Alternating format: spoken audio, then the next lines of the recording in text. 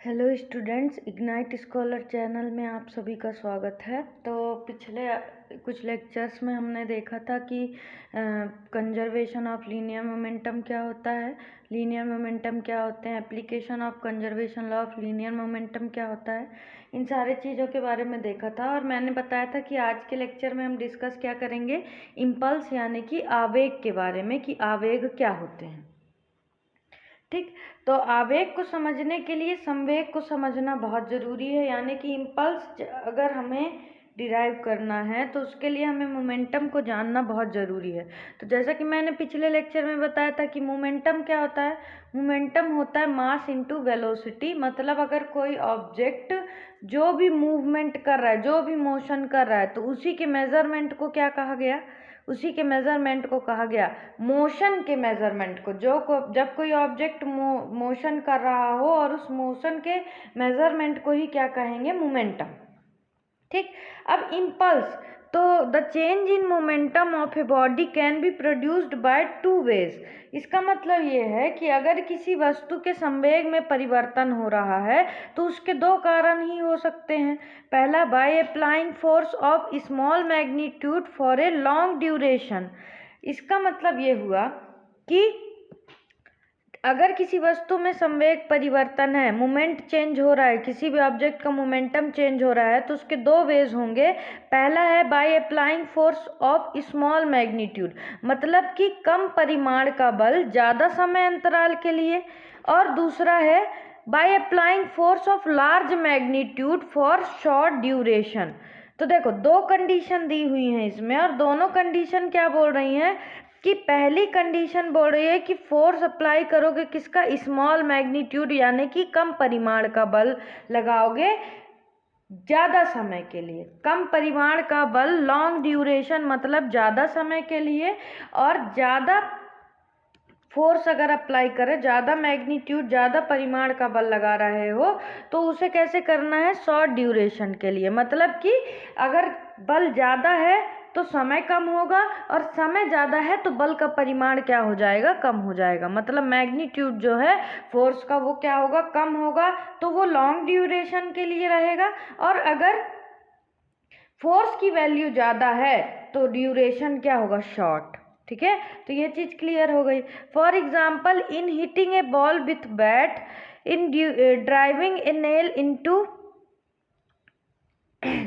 Wall with a hammer, in firing a bullet from a gun. देखो, इसके कुछ example हैं कि जैसे बैट से जब हम बैट को हिट करते हैं तो देखो वो कम इंटरवल के लिए ज़्यादा फोर्स लगाते हैं, जिससे बॉल क्या होती है, दूर जाती है। दूसरा क्या है, मतलब कि किसी दीवार में कील, जो हम कील हथौड़े के सहायता से कील गड़ाते हैं ना, तो वही बोला गया है इसमें। ठीक है, तो देखो हथौड़े पे हमको ज़्यादा फोर्स लगाना पड़ता है कम इंटरवल टाइम के लिए। तो ये किसका एग्जांपल है, इम्पल्स का।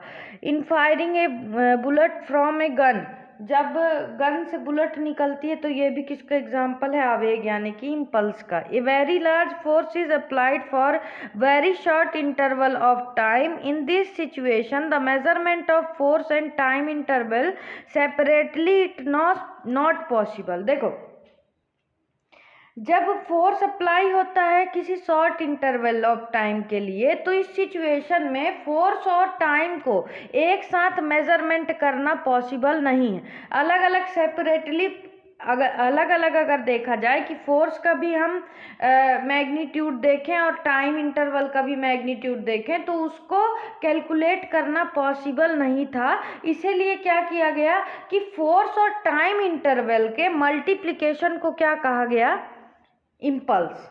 तो दिस देखो, इसमें लिखा है but the measurement of product of force and time is possible.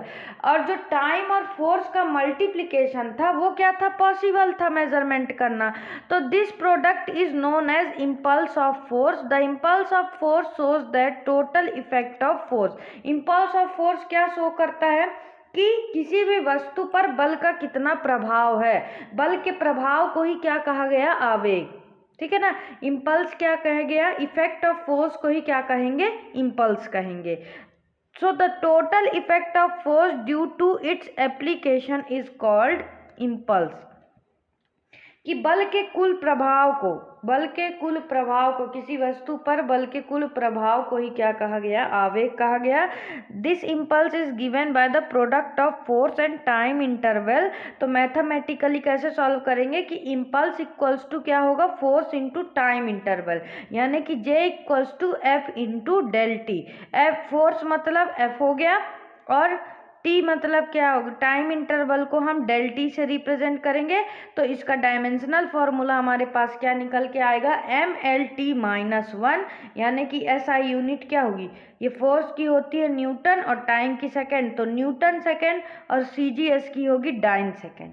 ठीक है, तो देखो भले ही ये चीज़ मैंने इंग्लिश में लिख के समझाई है, पर तुम लोगों को हिंदी में भी मैंने पूरी चीज़ें समझा दी है और हिंदी में भी मैंने लिख के बताया है। देखो वही सारी चीज़ें जो मैंने अभी बताया, देखो कि किसी वस्तु के संवेग को निश्चित परिवर्तन के लिए दो प्रकार से किया जा सकता है। पहला, कम परिमाण का बल अधिक समय अंतराल के लिए, और अधिक परिमाण का बल अल्प समय अंतराल के लिए। ठीक है, अब देखो जैसे कि अगर हम डेली लाइफ में देखें तो हथौड़े द्वारा दीवार पर कील ठोकते समय, बल्ले द्वारा क्रिकेट की गेंद को मारते समय अथवा बंदूक द्वारा गोली दागते समय अत्यधिक परिमाण का बल अल्प समय अंतराल के लिए लगाया जाता है। तो इसे ही क्या कहते हैं, आवेग। लेकिन इन स्थितियों में बल व समय अंतराल का मापन क्या पृथक देखो फोर्स जो इसमें फोर्स लग रहा है, बल लग रहा है और समय अंतराल, इनका मापन अलग अलग संभव नहीं था,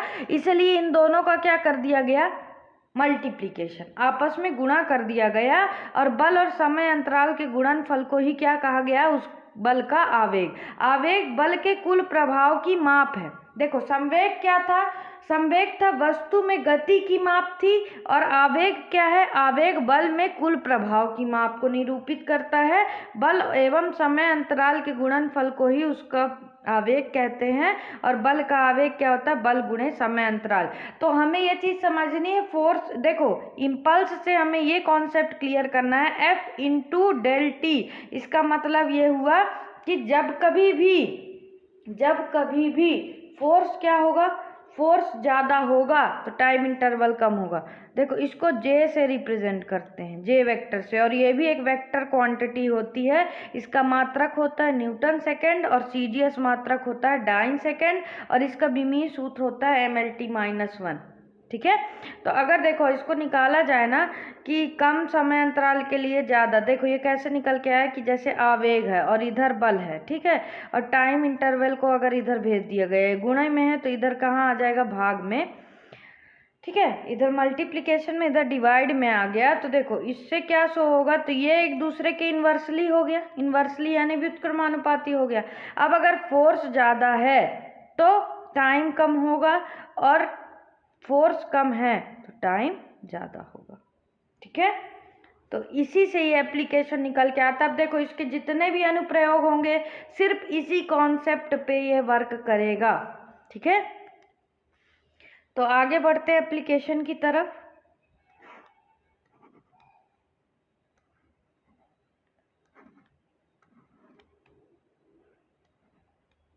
इसके पहले हम देखते हैं कि आवेग और संवेग प्रमेय होता क्या है।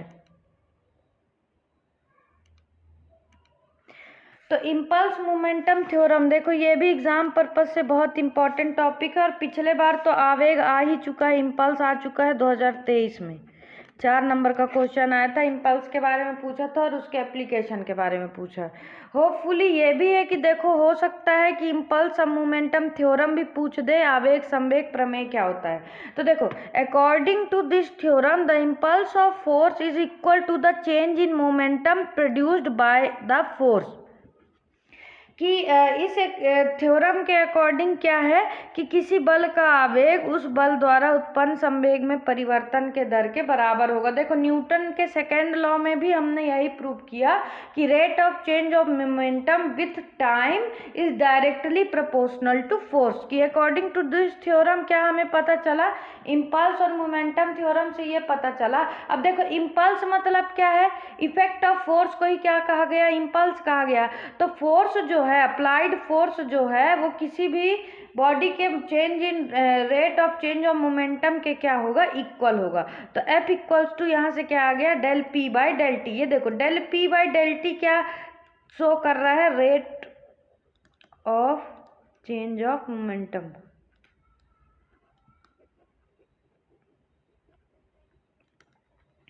ठीक, तो इस प्रमेय के अनुसार किसी बल का आवेग उस बल द्वारा उत्पन्न संवेग में परिवर्तन की दर के क्या होता है, बराबर होता है। ठीक, तो ये थ्योरम जो है ये एप्लीकेबल कांस्टेंट फोर्स के लिए भी है और वेरिएबल फोर्स के लिए भी है। कांस्टेंट फोर्स मतलब जिस बल का मान नियत होगा उसके लिए भी ये प्रमेय सत्य है, और जिस बल का मान अनियमित होगा उसके लिए भी ये सत्य है। ठीक है, तो let a force F applied on a body for time interval T so that change in momentum of the body del P। क्या बोला गया है, देखो माना किसी वस्तु का बल F है, समय अंतराल क्या है, डेल T है, तो उस पर आरोपित संवेग कितना हो जाएगा, डेल P। अब हमने इसे थ्योरम के अकॉर्डिंग क्या देखा कि जो आरोपित बल है वो संवेग में परिवर्तन की दर यानी कि जो अप्लाइड फोर्स है वो rate of change of momentum के क्या होगा, इक्वल होगा। तो ये rate of change of momentum के इक्वल क्या आ गया, फोर्स आ गया। तो force into del T, force into del T लिखा जा सकता है, इधर क्रॉस मल्टीप्लिकेशन हो गया तो ये डिवाइड में था तो इधर मल्टीप्लाई में आ गया, तो F इंटू डेल टी इसकी वैल्यू आई, तो ये किसके बराबर हो गया, चेंज इन मोमेंटम के। तो देखो इम्पल्स की जो वैल्यू होती है वो चेंज इन मोमेंटम के बराबर होती है, यही इम्पल्स और मोमेंटम थ्योरम है। इम्पल्स और मोमेंटम थ्योरम क्या है, हमने इम्पल्स में अभी पढ़ा आवेग में कि बल गुणे समय अंतराल यानी फोर्स इंटू टाइम इंटरवल किसके बराबर होता है, इम्पल्स के बराबर होता है। तो बल का आवेग क्या आ जाएगा, संवेग में परिवर्तन के बराबर, impulse of force equals to change in momentum. और यही इम्पल्स मोमेंटम थ्योरम है और जो कि बहुत इम्पॉर्टेंट है, मतलब इसके मैक्सिमम चांसेस हैं कि एग्जाम में आएगा ही आएगा। आवेग से पिछले बार ही इम्पल्स से क्वेश्चन पूछा गया था एग्जाम में। ठीक, अब इसके एप्लीकेशन के बारे में देखते हैं।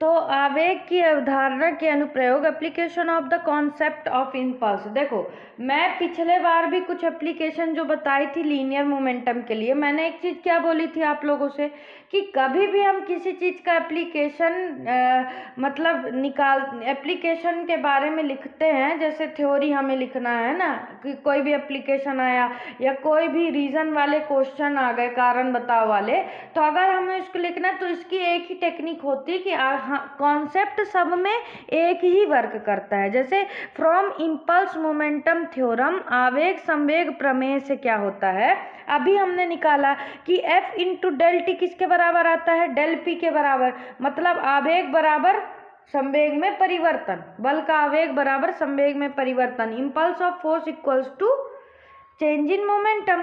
तो F की वैल्यू आएगी del P by del T. अब देखो मैंने अभी बताया था कि F T के क्या हो गया, F जो है वो T के क्या हो गया, इन्वर्सली प्रोपोर्शनल है ना, इन्वर्सली प्रोपोर्शनल है, व्युत्क्रमानुपाती। तो जब फोर्स ज़्यादा होगा तो मतलब क्या है, वो शॉर्ट ड्यूरेशन के लिए है और फोर्स का मैग्नीट्यूड कम है तो ड्यूरेशन क्या हो जाएगा, लॉन्ग हो जाएगा। ठीक है, तो from this equation it is clear that if T is large rate of change of momentum, hence force will be small, but if the T is small then F will be large। अभी मैंने बताया वही चीज इसमें लिखी हुई है कि देखो फोर्स ज़्यादा होगा तो टाइम कम होगा और टाइम ज़्यादा होगा तो फोर्स क्या होगा, टाइम अगर कम होगा तो फोर्स क्या होगा, ज़्यादा होगा। ठीक है, तो अब इसके लिए एक पहले एप्लीकेशन में चलते हैं। A cricket player lowers his hands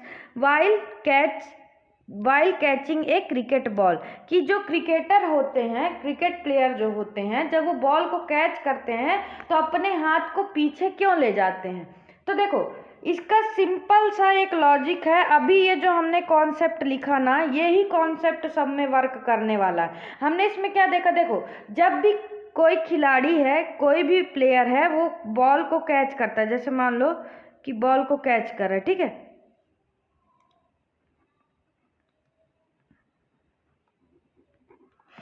ठीक, बॉल को कैच करता है तो जैसे मान लो अपने हाथ को पीछे ले जाता है, पीछे की तरफ ले जा रहा है, ठीक है ना, अपने हाथ को पीछे की तरफ ले जा रहा है। तो देखो पीछे की तरफ ले जाने से क्या होता है, टाइम क्या होता है, इंक्रीज होता है, मतलब समय ज़्यादा ले रहा है। समय ज़्यादा लेता है, जब भी कोई बल समय ज़्यादा लेता है तो उसका मैग्नीट्यूड क्या होने लग जाता है, कम होने लग जाता है।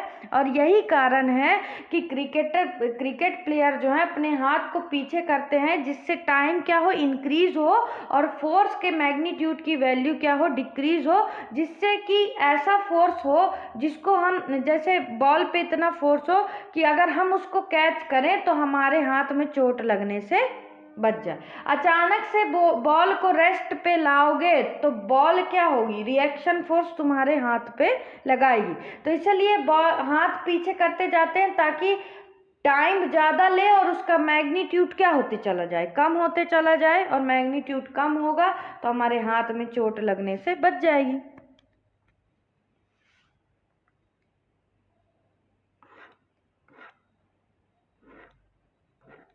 ठीक, यहीं पे देखो, ये मैंने हिंदी में भी वही चीज़ लिख के समझाया कि संवेग परिवर्तन की दर कम हो जाती है, डेल्टी मान बढ़ता है तो संवेग में परिवर्तन या बल का मान क्या हो जाता है, कम हो जाता है। ठीक है, तो चोट लगने का भय नहीं रहता। अब देखो एक क्वेश्चन और आया है कि कुछ ऊंचाई से पक्के फर्श पर कूदने की बजाय रेत पर कूदने पर कम चोट लगती है।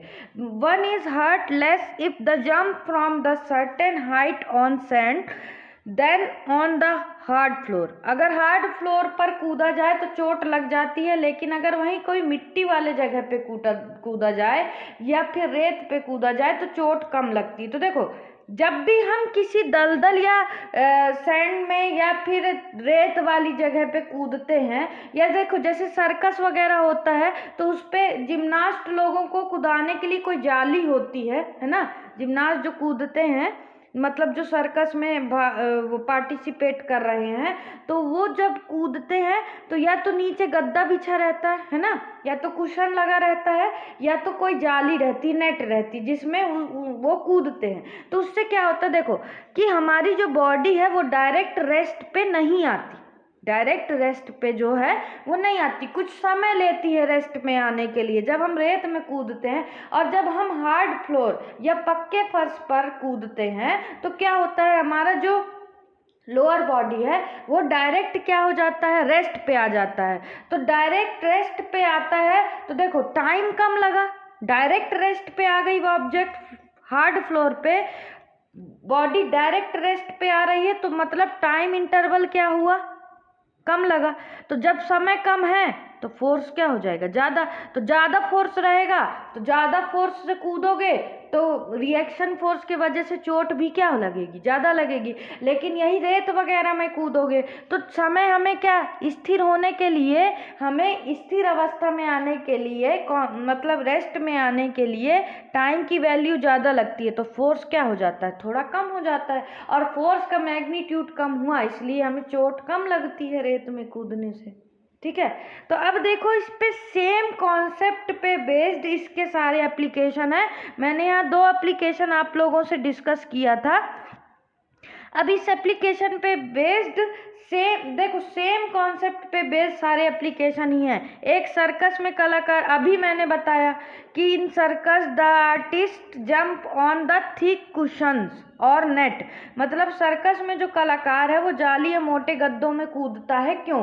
तो ये आप लोगों को अपने से करना है, सेम यही कॉन्सेप्ट लगा के, बस नाम चेंज कर देना। अब देखो द ग्लास और earthen article break when fall on the hard floor but not on a soft floor। कांच या मिट्टी के बर्तन पक्के फर्श पर गिरते ही टूट जाते हैं किंतु मुलायम फर्श।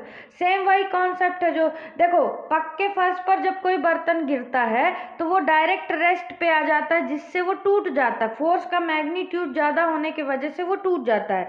यहीं अगर किसी ग्राउंड वगैरह या गलीचे वगैरह में बर्तन गिरा दिया जाए तो वो नहीं टूटता, क्यों, क्योंकि देखो वो जंप कर जाता है और उसको रेस्ट में आने के लिए टाइम इंटरवल ज़्यादा लगता है, और टाइम बढ़ने से समय क्या हो जाता है, कम हो जाता है। ठीक। तो और ये वाला automobile provided with spring system, car, बसों या मोटरसाइकिलों में स्प्रिंग लगा रहता है। ठीक है, स्प्रिंग लगा रहता है, देखो, जिससे हमको जर्क कम लगता है। ठीक है, तो ये भी इम्पल्स का ही एक एग्जाम्पल है।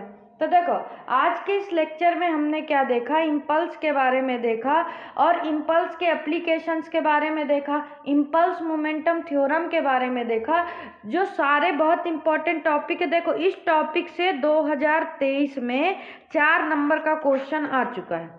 तो ये सारे टॉपिक जो आप लोगों के साथ डिस्कस किया जा रहा है वो बहुत ही इम्पॉर्टेंट टॉपिक है, और इससे रिलेटेड कोई भी आप लोगों को डाउट है या कोई भी समस्या समझने में आ रही है किसी भी तरीके को लेके, तो आप लोग मुझे कमेंट बॉक्स पे कमेंट करके पूछ सकते हैं। अब अगले लेक्चर पे अगले डिस्कशन के साथ अगले टॉपिक के साथ मिलते हैं। तब तक के लिए बाय बाय।